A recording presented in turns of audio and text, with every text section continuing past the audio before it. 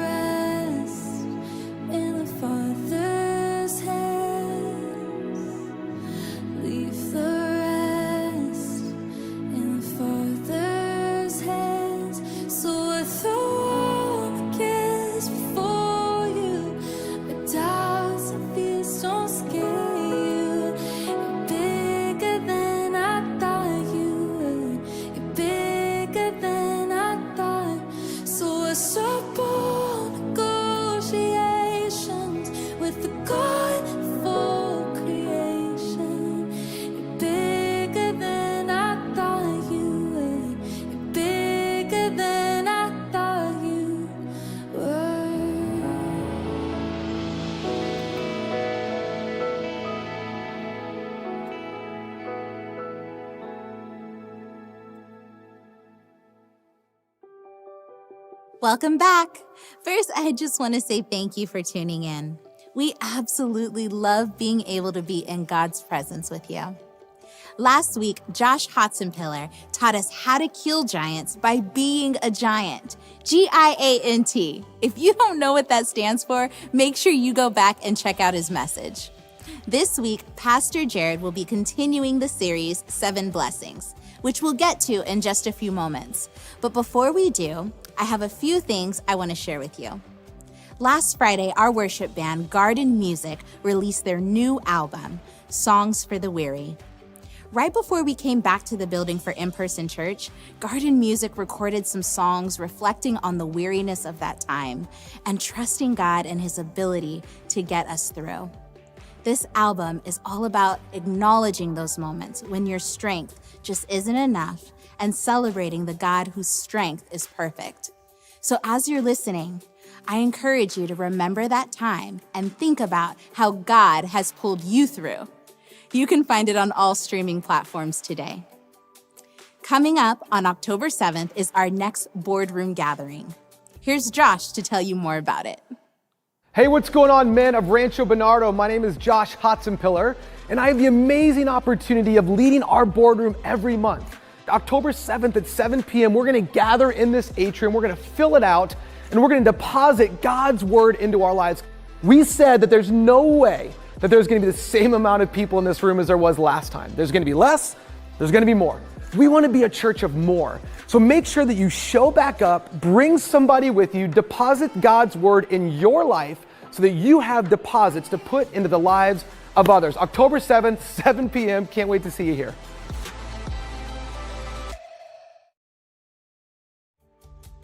Ladies, we also have our next greenhouse meeting on October 20th, so mark your calendars. I know we had a wonderful time getting to know each other and growing together, so I hope you can make it to the next one. If you're interested, text your name to the number below for updates. If you've been here a while, you know we have daily devotionals that you can sign up to receive by text every day. We are now super excited to announce you can listen to our devotionals with our new podcast. If you already received text, then you're good to go.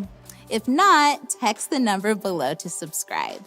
And finally, our church is passionate about fostering a deeper connection to Jesus in every area of life. We believe that one area God can uniquely grow our trust in Him is in our finances. When we live generously and give to the mission of His church, we're participating in an act of worship that develops our connection to God. If you are in a position to give, visit crb.gives today. Now here's Pastor Jared continuing our series, 7 Blessings.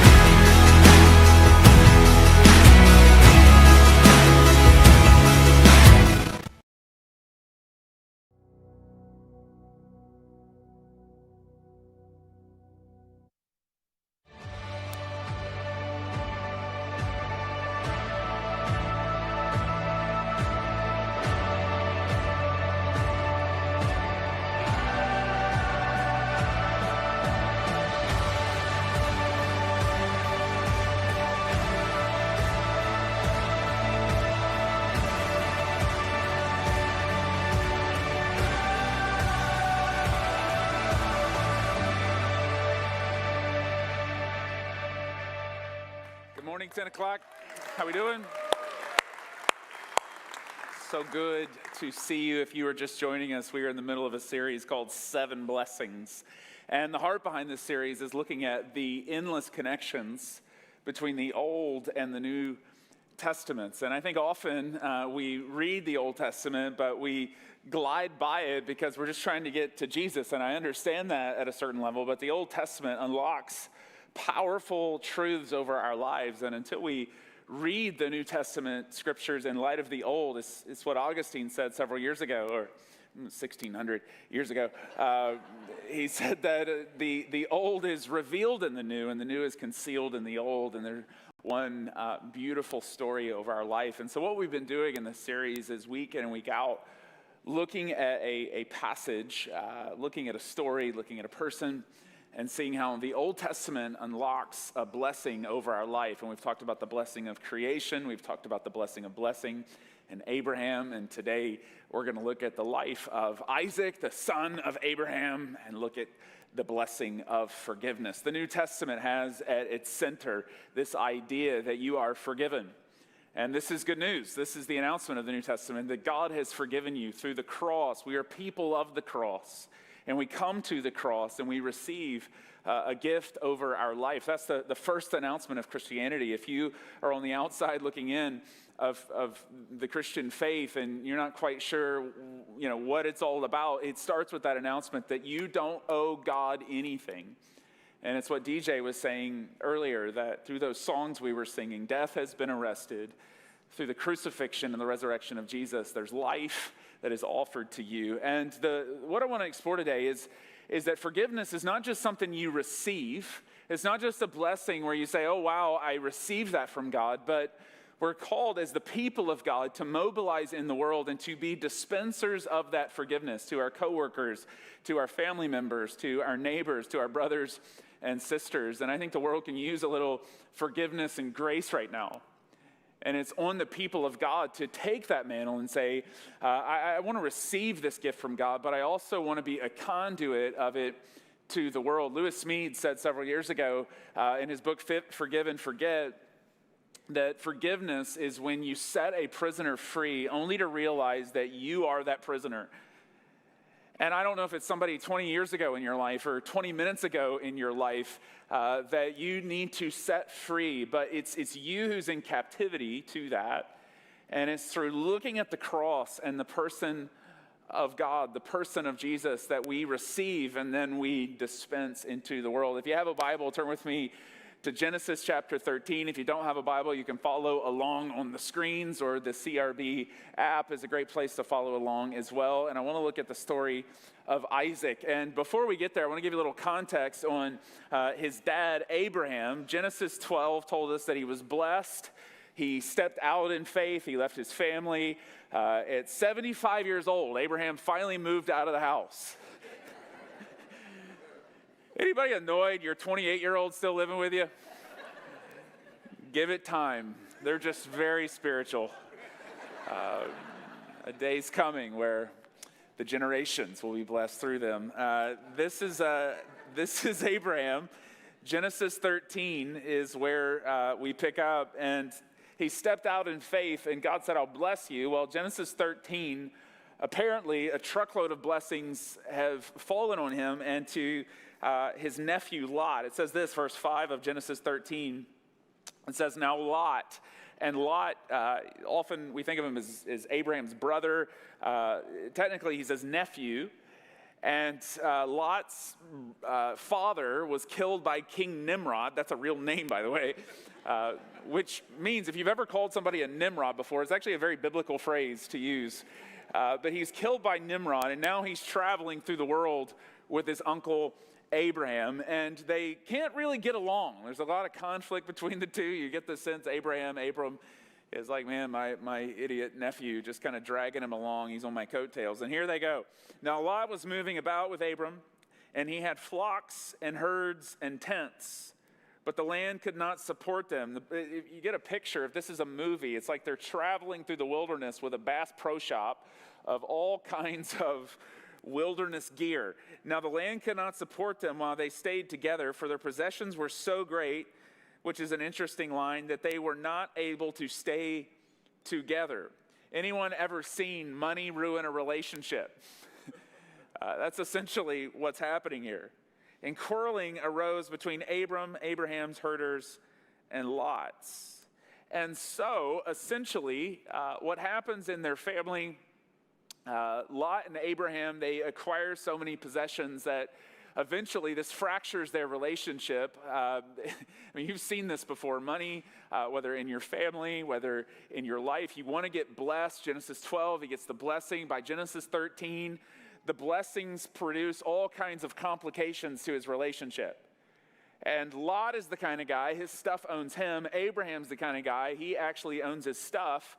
And Abraham is the peacemaker again and again. By chapter 19 of Genesis, Lot, his life has gone off the rails. Abraham is still being blessed because he's still being obedient to God.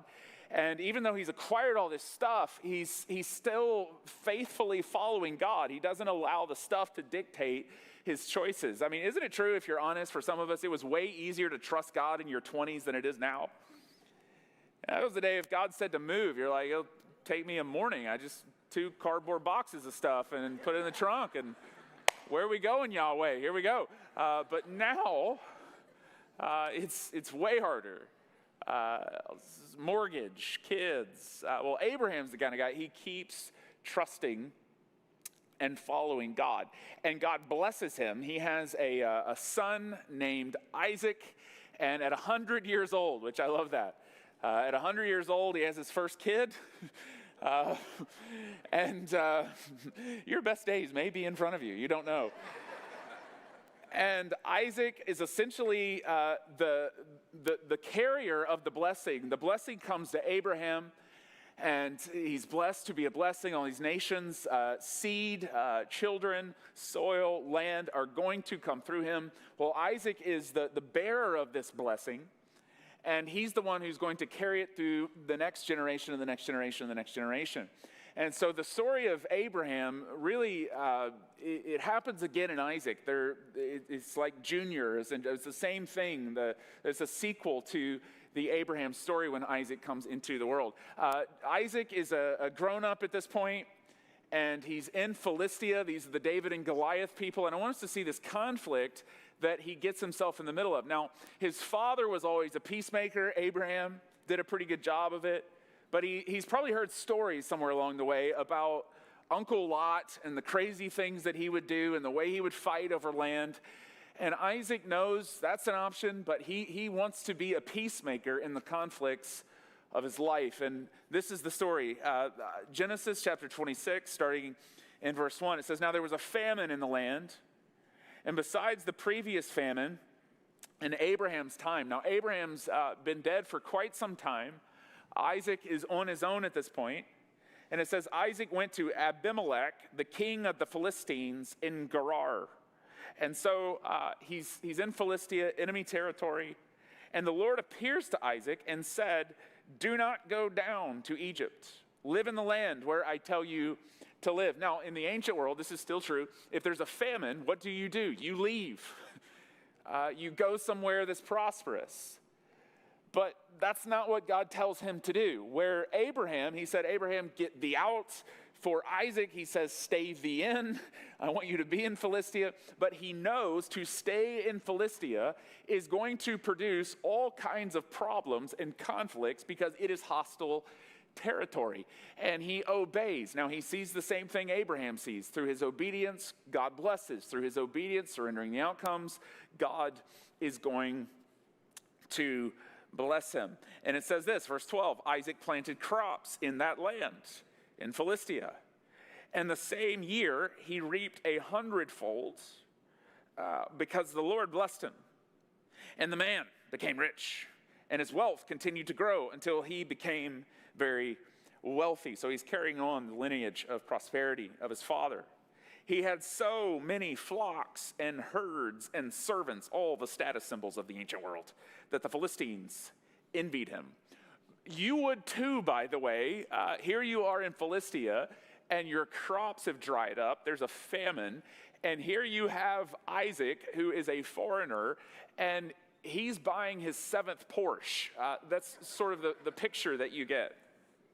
He had so many flocks and herds, and his servants and the Philistines envied him. So all the wells that his father's servants had dug in the time of his father Abraham, the Philistines stopped up, filling them with earth or with dirt. Now, we'll see this in just a second. Abraham had lived in this exact same place some 75 years earlier, and he had dug wells to provide nourishment to his flocks, to his herds, to his servants. This is what you did in the ancient world. It says, then Abimelech said to Isaac, move away from us. You have become too powerful for us. So Abimelech, the king of Philistia, sees this guy who does not look like him, does not speak his language, and says, you have to get out of here. You have become too powerful. Now, if you go back 75 years, Abraham and Abimelech Sr., now you have Isaac and Abimelech Jr., but 75 years earlier, this well that they've thrown dirt in was the well of Abraham, and there was some kind of peace treaty that was made at this well. Genesis 21, I'll just read this very, very quickly. It says, then Abraham, Isaac's father, complained to Abimelech, which was, most historians believe, is Abimelech Jr.'s father. He was the king at that time. Complained to him about a well of water that Abimelech's servants had seized. But Abimelech said, I don't know who has done this. You did not tell me about it, and I heard about it only today. So Abraham, verse 27, brought sheep and cattle and gave them to Abimelech. And the two men made a treaty. So 75 years earlier, this comes into play in a moment, 75 years earlier, this very well had been a place of peace and treaty and a covenant established between their fathers. 75 years later, Isaac and Abimelech, this very well has become a place of controversy. And the reason is it's just good old-fashioned jealousy. Jealousy is that thing in our heart where often the conflict begins. It's where someone's hatred or anger or frustration began with you. And jealousy it hides in our heart. It's not one of those sins that anybody ever admits. It's kind of like greed. Nobody ever would say, my big struggle is greed. You know somebody who's greedy, but you would never say about yourself that you're greedy. Jealousy is the same way. You would never say, I'm really just jealous. Jealousy, in fact, it hides in our feelings of moral superiority. Moral superiority is often, it's jealousy dressed up. And essentially, what happens here, I hope everything's okay back there. I really do. And I hope it's not one of my children.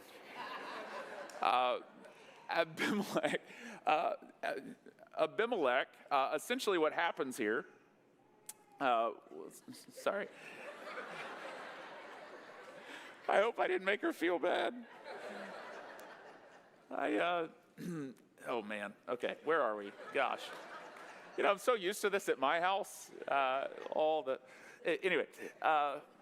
So in this particular story, what's happening is he's throwing mud into the well of Abraham, and he's doing it because he's jealous. Now, jealousy is essentially, it dresses itself up in our life in terms of moral superiority. There we go. Moral superiority. And thank you for that. I'm doing my best. Essentially, how does that work? Let me explain it this way. Several years ago, I was living in Dallas, Texas, and some friends of mine from my church, we went to another friend's house that we knew, but we didn't know him very well. And we pulled up at his house, and he had this palatial estate, and none of us knew this was his house, his land. And we were sitting in the car, and this other gentleman from our church, he made a comment, something along the lines of, Well, if he was really a good Christian, he would sell this place and he would give the money to the poor. Well, didn't you pick an interesting time to get charitable, Frank? Was that statement made from a spirit of charity? Or was that statement, was it made from a spirit of jealousy? Of course. It was a spirit of jealousy. What I know about everyone who was in that car, and the conversation sort of turned in that direction. Yeah, man, this seems like everyone in that car, all, just like everybody in this room, all in the top 1% of the world's wealth. Nobody up until that moment had had any discussions about selling any of their possessions and giving anything to the poor. But all of a sudden, jealousy dressed up as moral superiority. This is what begins to happen. Now, in this case, what do? He begins to follow Isaac around, and he's throwing dirt literally into the signs of prosperity that he has. Let me ask you a question.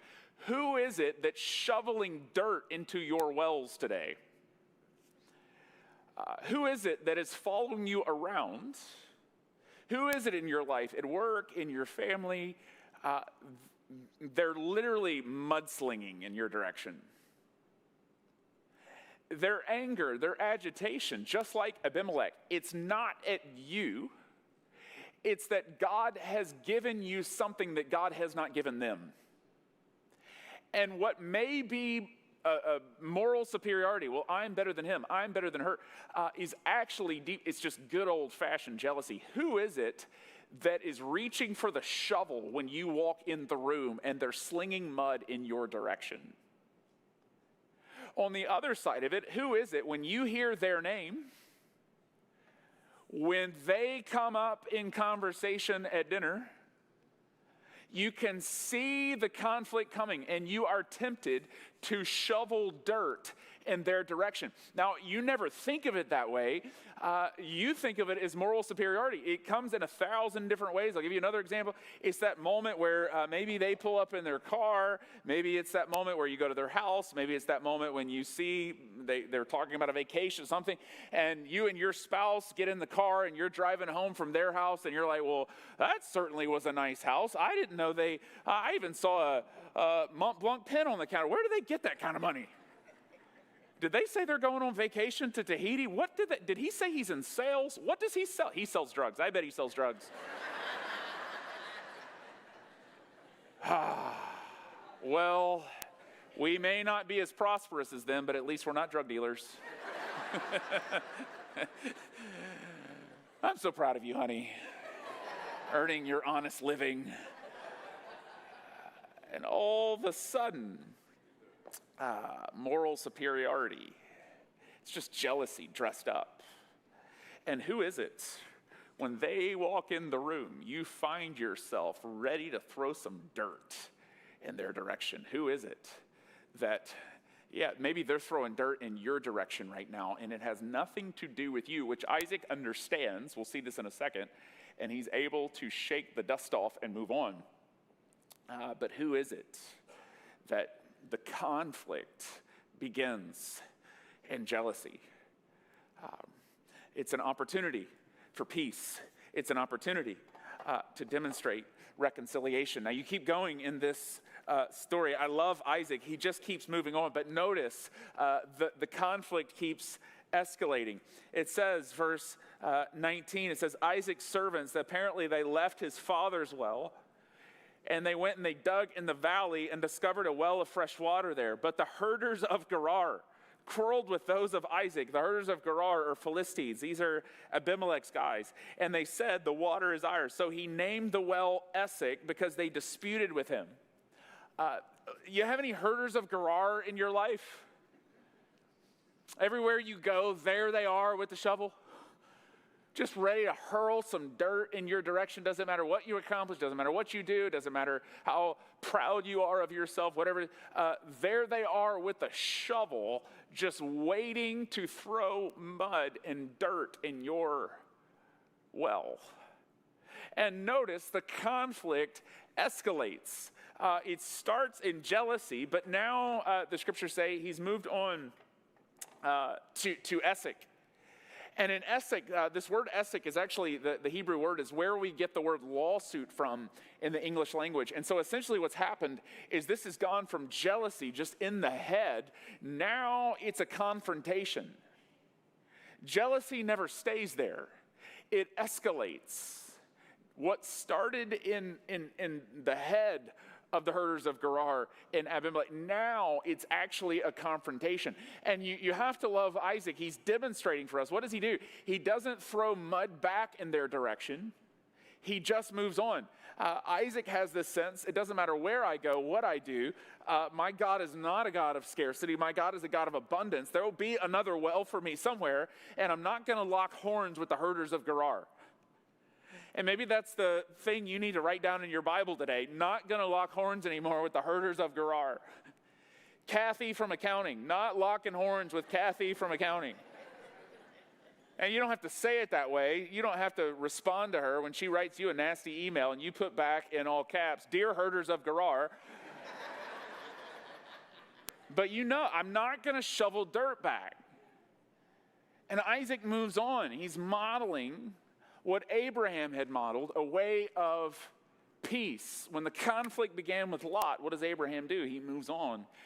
This is exactly what Isaac is doing. So he continues to go, and it says that Isaac's servants, they dig again. Then they dug another well, but they quarreled over that one also. So he named it Sitnah. So we're 3 wells in on the story, and this well he calls Sitnah. Sitnah is it would translate to us as quite literally Satan. It would be accuser. The name that Satan, the title of Satan in the Hebrew scriptures is Hasatan, or accusation. He's the accuser. And essentially this is escalated. It starts in jealousy, then it's confrontation, then it's at that moment of accusation. Now you are saying things. There's the slander, there's the gossip. The dirt has gotten darker and more bitter.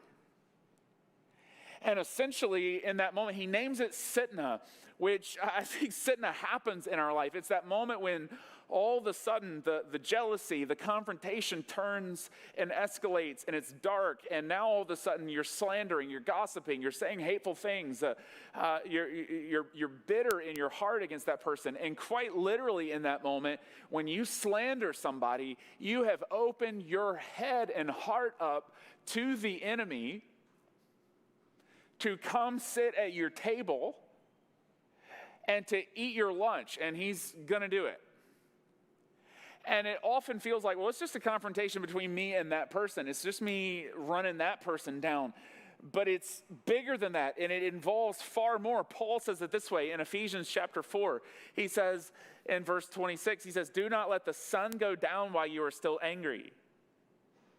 And do not give the devil a foothold." What does that have to do? What does my temper have to do with the devil, Paul?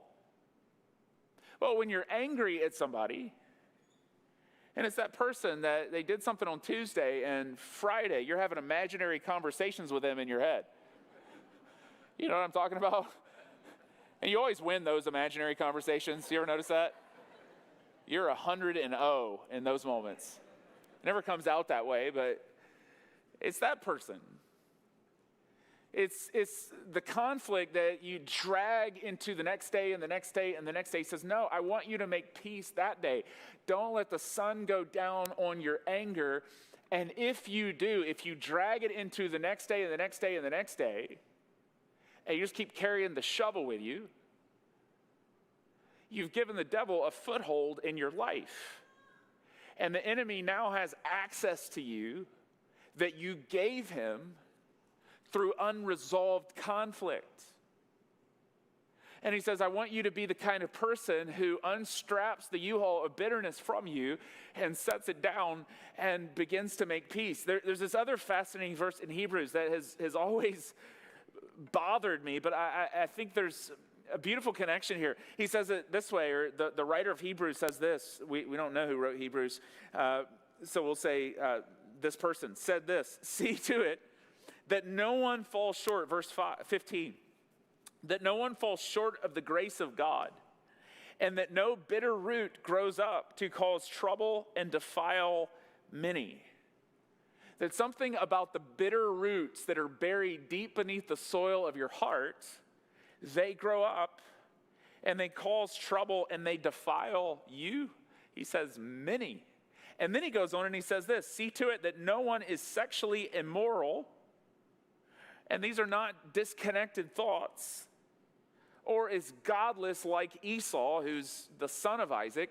And he says, hey, I want you to dig up the bitter roots in your life so that it doesn't defile others and lead essentially to sexual immorality. Connect the dots for me there, writer of Hebrews. Well, what is that about? I think he's saying, hey, if you have sexual immorality in your life and you can't control your sexual appetites and desires, and you're like, I got to get rid of that. I don't want to live that way. It's causing destruction in my marriage. It's causing destruction in my dating life. It's wreaking havoc here. I don't want to be this person. Instead of just trying to cut that branch off of your life, you have to deal with the root of bitterness somewhere in your story that's actually causing that branch to grow.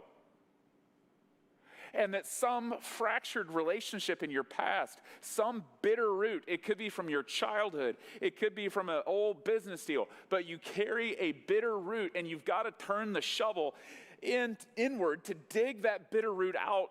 And before you can deal with the sexual immorality in your life, you have to dig up the bitter roots that are there. You say, what does that have to do? What does sexual immorality have to do with relational conflict? Well, what is sexual immorality? Sexual immorality comes from a spirit of entitlement. I'm going to take what is not mine. And where in your story does that entitlement come from?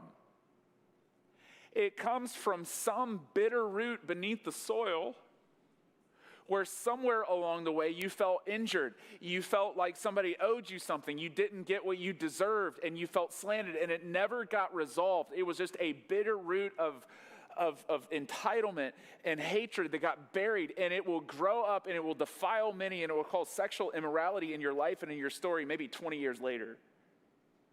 And if you want to deal with this, you got to dig up the bitter root, where you've given the devil a foothold. I'm like, why am I sitting at Sitna today? Well, it's the bitter root from Esek. It's the bitter root of jealousy. It's the bitter root from back here that has caused the conflict to escalate and defile all these other relationships in your life. It has that kind of power over you. And you go, well, I want to do that. How do I dig that out? Well, he says eventually, He gets to a place of peace, which is where we want to be. Verse 22 of 26, now we're at the fourth well. It says he moved on from there and he dug another well, and no one quarreled over it, thank God. And he named it Rehoboth, saying, now the Lord has given us room and we will flourish in the land. Rehoboth means wide open spaces. There's no quarreling in Rehoboth. There's no bickering in Rehoboth. And you go, man, that's where I want to be. And maybe you need a space like that in your life. Like, I need Rehoboth. How do I get there? Well, you can't get to Rehoboth if you're stuck at Esek. If you're still all the way back in Esek, throwing dirt and making accusations against somebody, you can't get to Rehoboth if you're sitting in Sitna and you're in bondage to the enemy, and you still have bitter roots beneath the soil that you have not dug up and brought to the person of Jesus Christ to heal and to be forgiven so you can dispense that forgiveness. And it's not until you go back in your story and dig out the bitter roots and put down the shovel and begin to heal the broken, mudslinging relationships. On the other side of that, the blessing of Rehoboth comes. Peace, wide open spaces, finally the quarreling. And he gets there, and you can get there too. And you say, well, how do I do that? That sounds nice. Well, you do exactly what Abimelech of all people does, because he comes back in the story, and I love this. And this is, in an ancient society, tribal people, this does not happen, but it happens between Abimelech and Isaac. Verse 26, it says, meanwhile, Abimelech had come to him from Gerar with ZZ Top. His personal advisor. They all had long beards, it works. And Fickle, the commander of his forces. Isaac asked them, why have you come to me, you shovel bearers, since you were hostile to me and sent me away? In other words, guys, I'm here in Rehoboth because you drove me out of Essex. You threw mud anywhere I went. Why are you here now? And he gives a beautiful response. He says this. He says, well, they answered, we saw clearly that the Lord was with you. So we said there ought to be a sworn agreement between us, which Isaac's got to be like, Fickle, what are you talking, like, what's going on? And he's saying to him, he's going, look, when you were digging all these wells, we were able to see that God was with you by how you responded to our mudslinging. And it was obvious to us, man, God must be with him. Because when you got mud thrown on you, you did not throw it back. And it was a sign that God was with you. Would your enemies say that about you? It's so obvious that you have a peace. You're a non-anxious presence in the world. When other people get mud thrown on them, you don't respond like they do. And he says, God was obviously with you, so let's make a covenant. Let's establish some kind of bond. And he says this, Isaac, then apparently he offers forgiveness and he makes a feast for them. And they ate and they drank. And early the next morning, the men swore an oath to each other, Isaac and Abimelech. And then Isaac sent them on their way, and they went away peacefully, or in shalom. And that day, Isaac's servants came, and they told him about the well they dug. These guys just keep digging wells, man. And they said, we found water. And this is the fifth well of Isaac. He called it Shabbat, which means it's the number 7, or wholeness in the Hebrew mind, completion. The circle is closed, essentially, is what it means. And this story, the old is revealed in the new. The New Testament tells you exactly what this story is about. This story is about coming to the person of Jesus Christ. All these stories, they point to the person of Jesus, and they unlock a blessing over you and over me in our lives. And who are you? Who am I in this story? Well, we are Abimelech. And the power of this story is when you realize in your life, it does not matter how much mud you've slung, it doesn't matter how dirty you've gotten in your life, if you come to the Son, he is faithful to forgive, and he will establish a covenant and an oath of forgiveness, of unconditional love with you. He will prepare a feast for you and allow you to sit at his table as the Son of God, and he will send you away in shalom and in peace. And Abraham, Jesus, the Son of God, will forgive and announce forgiveness over you, and he will make a covenant with you that no matter what you do, you are forgiven and his grace flows in your direction. And this story points to the power of the gospel in your life and in my life and what it unlocks over you and what it unlocks over me. But at the same time, there's another nuance and there's another layer to this, and it can't be lost on us that, and maybe it's just me, but 75 years earlier, Abimelech had seen, heard about. I imagine he was there as a little boy playing in the dirt. Maybe Isaac was there as a little boy playing in the dirt. And 75 years earlier, in the exact same place, they had watched their fathers set their shovels down and make a covenant of peace. Listen, you have no idea what hangs in the balance with your decision to forgive and to reconcile with somebody. little eyes are watching, and forgiveness is not just about you and about that person. It's about the example of forgiveness that you establish for the generations of your family. And if you reconcile, maybe it's with a parent, maybe it's with a brother, a sister, maybe it's that person that nobody else wants to talk to, but you decide to set the shovel down and to pick up the cross and be the reconciler. You model for your sons and your daughters something in that moment, that it might be 75 years later that your family is blessed through your act of obedience and your act of forgiveness.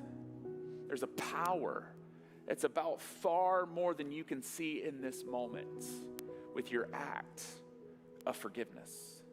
Let me see a question. Are you sitting in Sitna today? Are you sitting in jealousy today? Are you in Essex and confrontation today? We are invited as the people of God to receive forgiveness and then dispense it to somebody who needs it, only to find out that who needs it is us and our sons and our daughters and those who are watching. You have no idea what hangs in the balance with your faithfulness and your obedience. Let's pray together this morning. God, I pray over a mom who has busted roots of anger, bitterness. And it's easy to come to church and it's easy to sing. It's so much harder to pick up the phone. It's easy to talk about the scriptures. It's so much harder to go live the scriptures and be a reconciler and to bless somebody with forgiveness. And I pray today, God, by your power, by your strength, would she come to the Father today through the Son and through the person of Jesus? And would she be reconciled to you in her heart? Would she be reminded of the grace that you give her? Would she dispense that grace into the world? It might be a phone call. It might be a letter. It might be a relative who's passed away, and she just needs to set the shovel down and lay claim to the cross today. God, I pray for somebody within the sound of my voice. Maybe they've never received the forgiveness of God, and they came in today and they're limping like Abimelech. They've been carrying all the dirt, the shovel. They've been slinging mud in other people's direction, and they feel dirty today. They feel like they're unclean from all the wounds and wars that they've started. And I pray today, God, would you, through your grace and mercy, dig out the bitter roots, break the bow that's on their back, reconcile, heal, forgive, do what you do, God, so that we can go into the world and we can be reconcilers. You have redeemed us so that we would go and bring redemption to the world. You have forgiven us so we would go and we would bring forgiveness to the world. And it's in Jesus' name that we thank you for that. And all of God's children said, amen. Grace and peace.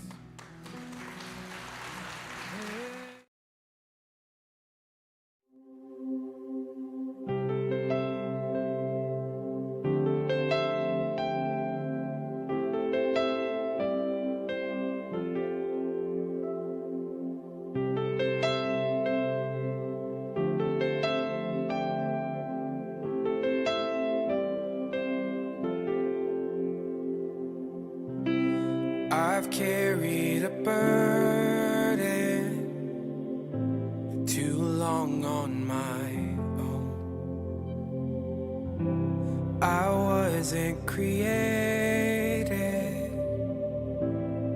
to bear it alone. I hear your invitation to let it all go. And I see it now, I'm laying it down, and I know that I need you. I run to the Father, I fall into grace. I'm done with the hiding, no reason to wait. My heart needs a surgeon, my soul needs a friend. So I'll run to the Father again and again and again and again. Oh,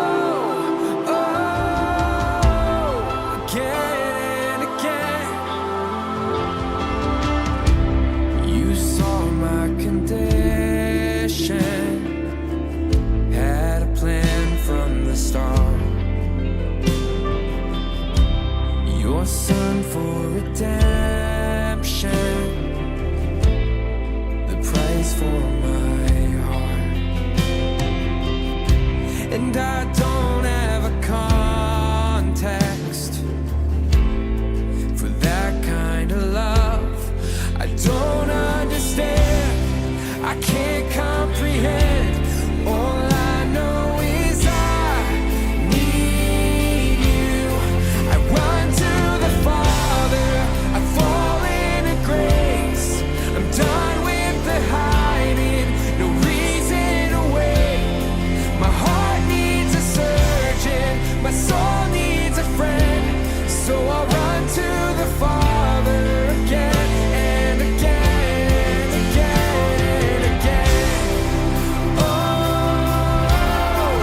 oh,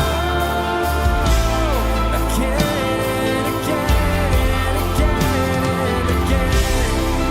Oh,